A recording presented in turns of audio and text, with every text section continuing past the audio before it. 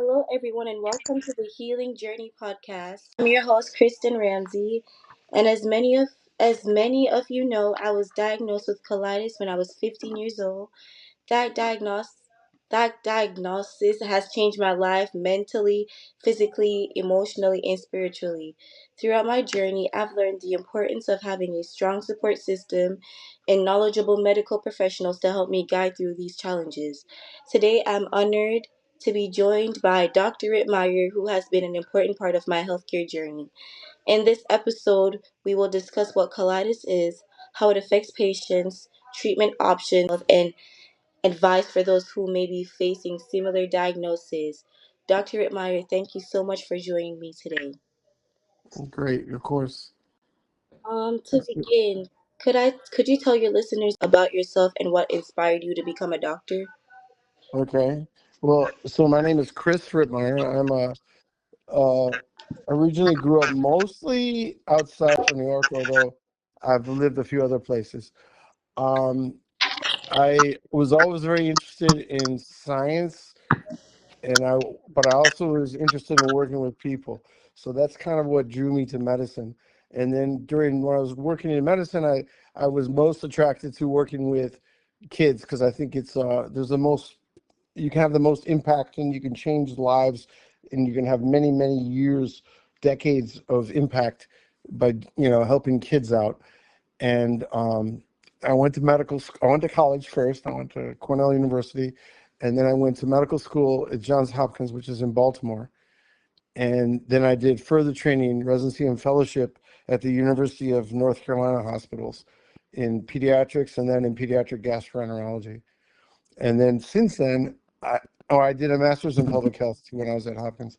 But and then since I finished my training, I've been in practice in Savannah, Georgia. So now it's been 30 years that I've been in Savannah, and and then my other main activity. Well, I have two other main activities. I've raised my kids. My kids are all avid soccer players, so we're all watching the World Cup right now. And one of my kids played professional soccer, and all my kids played pretty high level soccer at growing up. And then my other main activities, my wife and I have a charity that we run. It's mostly international. Most of the work we do is in Latin America.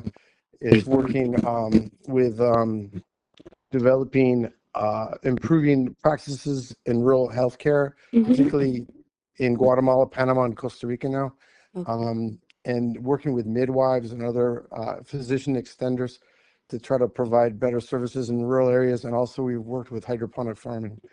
Um, so that's a big thing. That our organization is called phalarope. It's like a bird, where the mother does the work and the father sits on the nest. So our organization is called phalarope, Phalarope. It's a unique bird, and so it kind of epitomizes a lot of what we do is working with rural women with their children, because a lot of times they have a big impact. If you impact rural healthcare, you can do it best through mothers. So anyway, and so other than that, mostly I work, and I enjoy my work a great deal. Okay.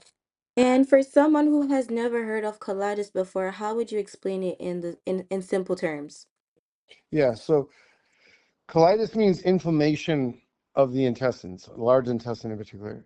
And there you can have infections where you get colitis. That's usually self-limited, or you take an antibiotic and it goes away. You can have allergies and things like that.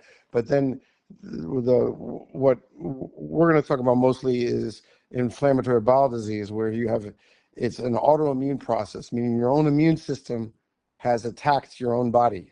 It's kind of like friendly fire. Our immune system protects us from the outside world. It protects us from infections. It protects us from cancer. But sometimes something gets out of whack, and our own immune system attacks our own body. And there's a number of diseases that everyone's familiar with. A lot of diabetes is autoimmune. A lot of celiac disease. A lot of thyroid disease. A lot of these illnesses are autoimmune. Stuff like lupus. But included in that is inflammatory bowel disease. And there are two main kinds. There's Crohn's and there's ulcerative colitis, Mhm. and there's a little overlap between them. There's a lot of people that you're not sure exactly which one they have.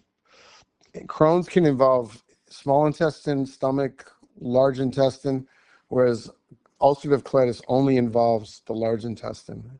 Now, you can have joint pains, you can have other autoimmune symptoms, you can have skin problems with both of them, but that's in a nutshell what they are. So they're chronic illnesses where the immune system attacks your own body, but they're very, in modern day medicine, we're very manageable, controllable. You should be able, with help, live a normal life with very few limitations. Okay, that was great. Um, what are the most common symptoms people experience when they have colitis? Well, colitis is usually pain, diarrhea, frequently blood in the stool. Not always, but most of the time. And a lot of time people start to lose weight. They can become anemic. Some people get a lot of joy with it, some rashes that you can have, but those are the primary symptoms. Okay. Um, what are some signs that a person should see a doctor and not ignore their symptoms in this case? Yeah, well, again, we always look for red flags like belly pain that's always in one spot, and that spot's not the navel. If you're having a lot of diarrhea, if you're having to wake up in the middle of the night, if you're losing weight, especially blood in the stool is a big problem. Um, Most people will go to the doctor if they have blood coming out of a part of their body that they're not used to it coming out of. So that's usually something that gets people motivated to go. But not everybody has blood in the stool, so a lot of time, other cramping and diarrhea are things that you should go see somebody. Okay. How is colitis diagnosed and what tests are usually involved? Yeah, so there's a lot of tests you can do. There's a lot of time you look at blood work and you can get a good idea from the blood work what is going on.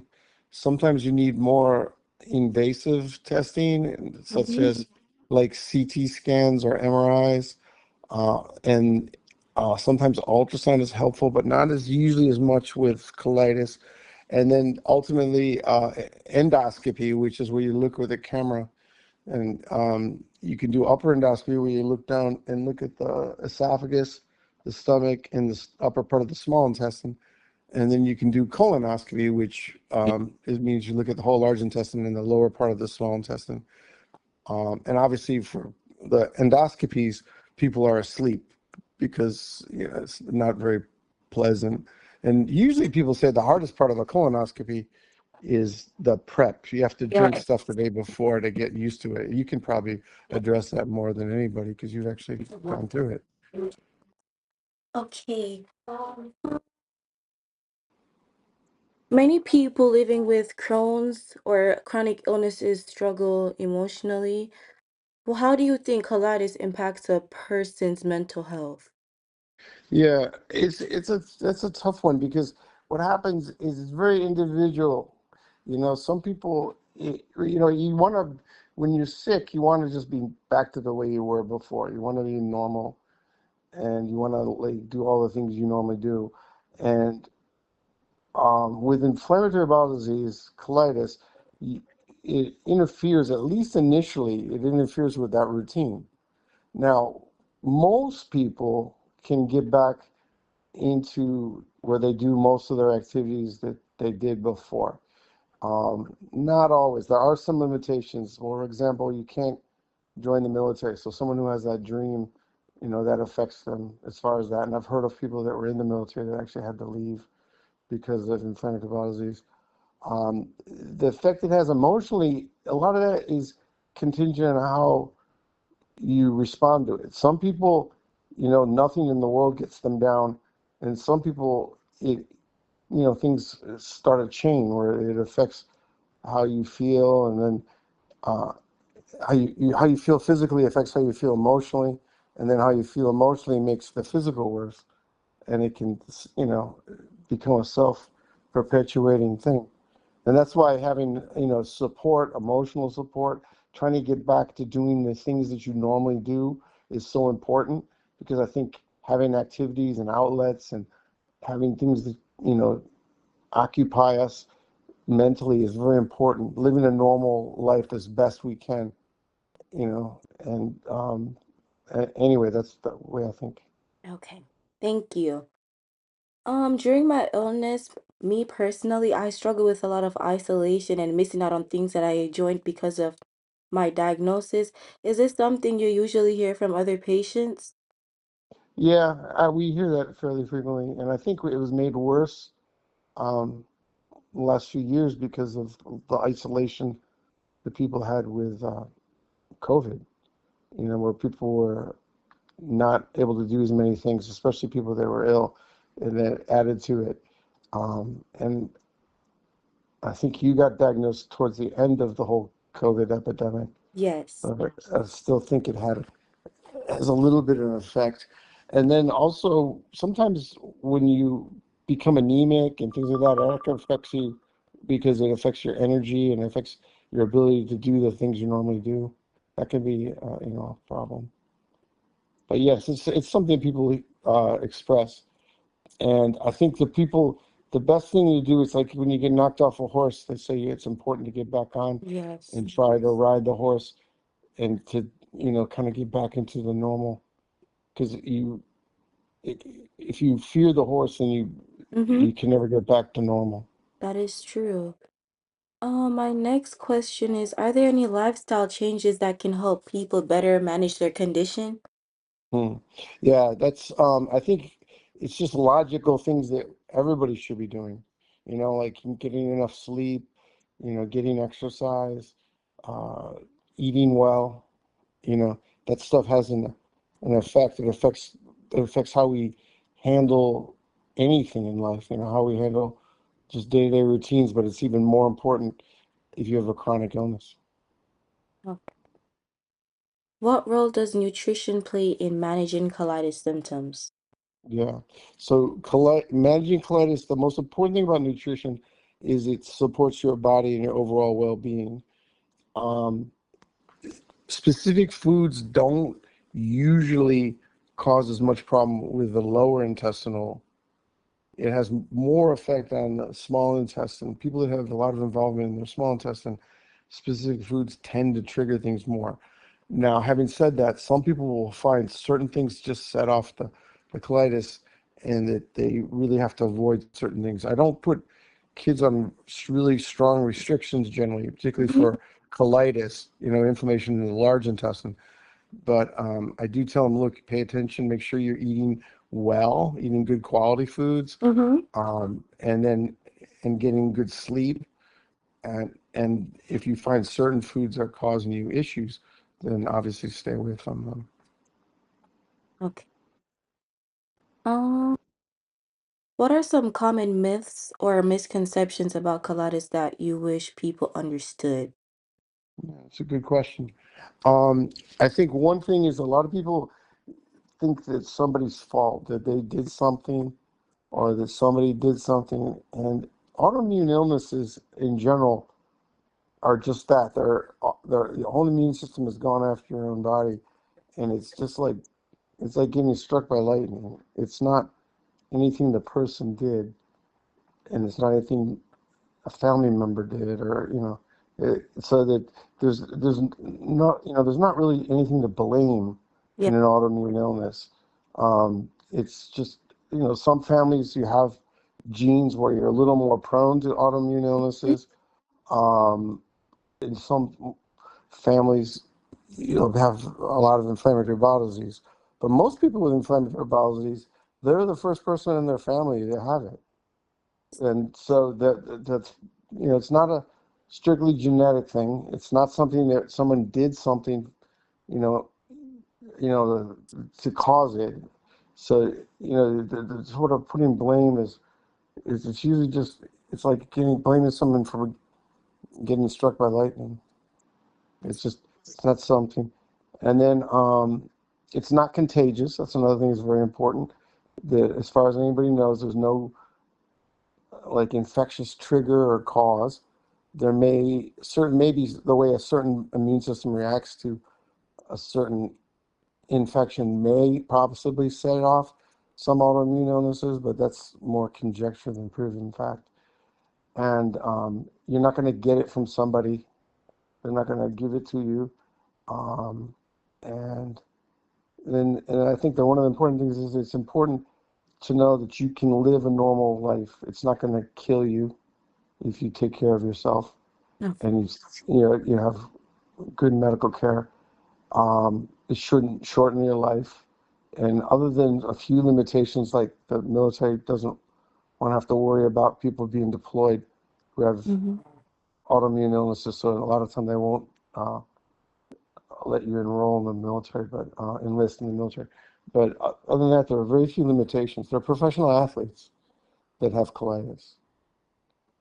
Larry Nance Jr. is an NBA player who has colitis. There's another guy named Rolf Nerschka who has colitis, and there's a guy who played for Manchester United who has two children now that are teenagers that are starting to play professional soccer.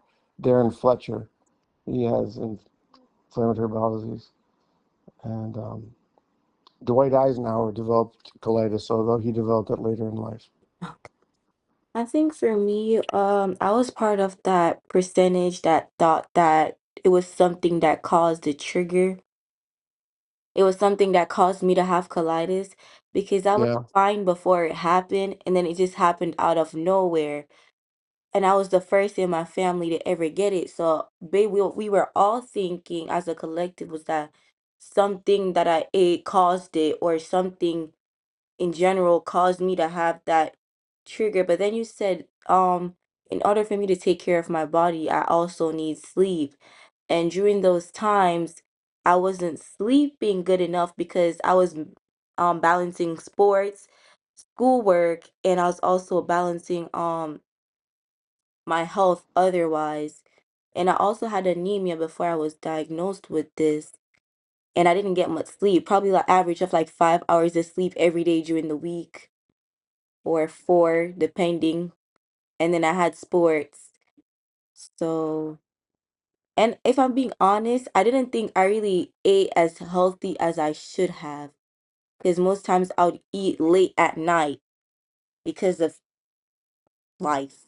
So, because of your schedule. Yeah, yes. yeah, and but again, I don't think there's anything you did to bring this on you.